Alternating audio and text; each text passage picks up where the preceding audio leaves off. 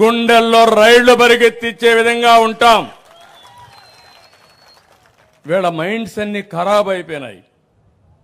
నేరాలు చేసి, ఘోరాలు చేసి, అకృత్యాలు చేసి మళ్ళా తప్పించుకుంటామనో 2 రోజులే కదా జైలు, మళ్ళా బయట వస్తామనుకుంటున్నారు. నేను ఒకటే హెచ్చరిస్తున్నా, ఈ ప్రభుత్వం 0 టాలరెన్స్.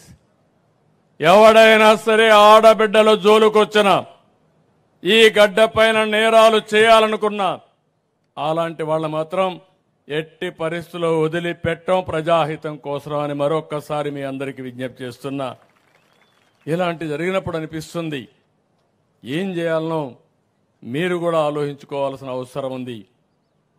గంజాయి విపరీతంగా పెరిగింది, డ్రగ్స్ పెరిగాయి. ఈరోజు మీరు చూస్తున్నారు, ఒక విధంగా గంజాయి పైన యుద్ధమే చేస్తున్నాం. డేగా కన్నులు పెట్టాం. ఎవడైనా సరే గంజాయి తాగినా, గంజాయి ఉత్పత్తి చేసినా ఎట్టి పరిస్థితుల్లో ఈ ప్రభుత్వం ఉపేక్షించదు. అదే మరి డ్రగ్స్ కూడా మనందరం కూడా ఆలోచించుకోవాల్సిన అవసరం ఉంది. మన పిల్లలు కూడా ఆలోచించుకోవాల్సిన అవసరం ఉంది. ఇలాంటి స్వచ్ఛమైన ఆలోచనలు మీరందరూ ఇంట్లో చేసినప్పుడే ఈ రాష్ట్రానికి మేలు జరుగుతుందని చెప్పి కూడా నేను మీకు తెలియజేస్తున్నా.